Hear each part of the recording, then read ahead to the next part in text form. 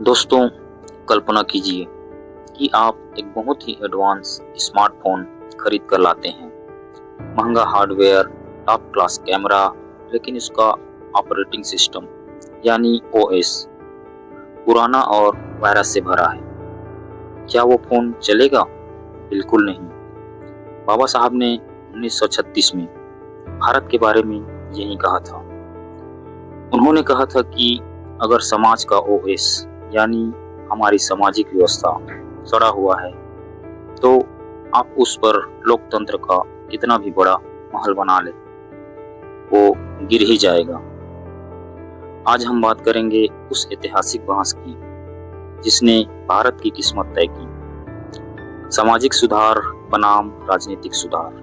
क्या हमें पहले वोट का अधिकार चाहिए था या इंसान होने का? चलिए इसे जेन-जेड की भाषा में डिकोड करते हैं। कहानी शुरू होती है भारतीय राष्ट्रीय कांग्रेस के शुरुआती दिनों से। उस वक्त दो गुट थे।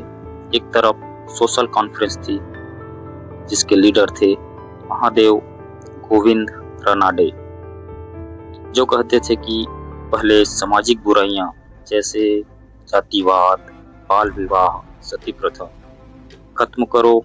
दूसरी तरफ पॉलिटिकल रिफॉर्म वाले लोग थे जो कहते थे हमें पहले आज़ादी चाहिए, समाज हम बाद में देख लेंगे।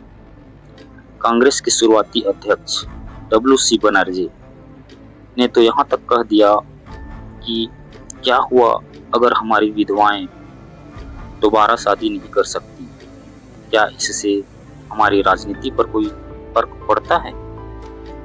बाबा साहब ने इसी सोच को सबसे बड़ा खतरा माना।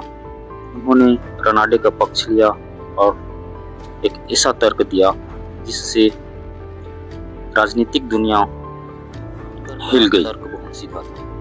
You can not build anything on the foundation of caste। उन्होंने कहा कि यदि एक समाज अंदर से टूटा हुआ है, जहां एक इंसान दूसरे इंसान को छूने से अपवित्र हो जाता है, तो वहां नेशन या राष्ट्र बन ही नहीं सकता। उन्होंने पूछा, जब आप अपने ही देश के एक बड़े वर्ग को स्कूल जाने नहीं देते, सार्वजनिक कुओं से पानी पीने नहीं देते, तो क्या आप राजनीतिक सत्ता के योग्य हैं? बाबा साहब का मानना था कि जो लोग विदेशी ताकतों से अपनी आज़ादी मांग रहे हैं, वे खुद अपने ही लोगों को गुलाम बनाकर रखे हुए। यह पाखंड, हिपोक्रेसी लोकतंत्र की जड़ें काट देता है। यहाँ आता है अंबेडकर का सबसे बड़ा मास्टर स्ट्रोक। उन्होंने जेन-जेड को एक बहुत ही जरूरी सबक सिखाया। उन्होंने कहा कि राजनीतिक बहुमत और सांप्रदायिक बहुमत में बहुत बड़ा फर्क है। राजनीतिक बहुमत आज है, कल बदल सकता है, लेकिन सांप्रदायिक बहुमत जैसे एक बड़ी जाति का वर्चस्व जन्म से तय होता है और कभी नहीं बदलता। अगर सामाजिक सुधार नहीं हुआ तो लोकतंत्र का मतलब होगा बड़ी जातियों की तानाशाही। ऐसे में अल्पसंख्यक या दलित वर्ग के लिए आजादी का मतलब सिर्फ मास्टर बदलना होगा, गुलामी नहीं। अंबेडकर ने रानाडे की तारीफ करते हुए कहा था कि राजनीति में उदार होना और समाज में रूढ़िवादी होना यह मुमकिन नहीं। आप आधे अधूरे उदार नहीं हो सकते। यदि आपका दिमाग समाज के लिए और राजनीति में, आप कभी भी क्रांतिकारी नहीं हो सकते। आज हम देखते हैं कि राजनीति तो बदल गई, लेकिन क्या जाति खत्म हुई? अंबेडकर ने चेतावनी दी थी कि जाति एक ऐसा दैत्य है जो हर सुधार के रास्ते में खड़ा होगा। तो जेन-जेड के लिए यहाँ क्या सीख है? पहला, सिस्टम ओवर एस्थेटिक्स। सिर्फ झंडा फहराना या रैलियां करना आज़ादी नहीं है, जब तक सोशल जस्टिस यानी सामाजिक न्याय नहीं है। पॉलिटिक्स सिर्फ एक गेम है। दूसरा, इंक्लूसिव की।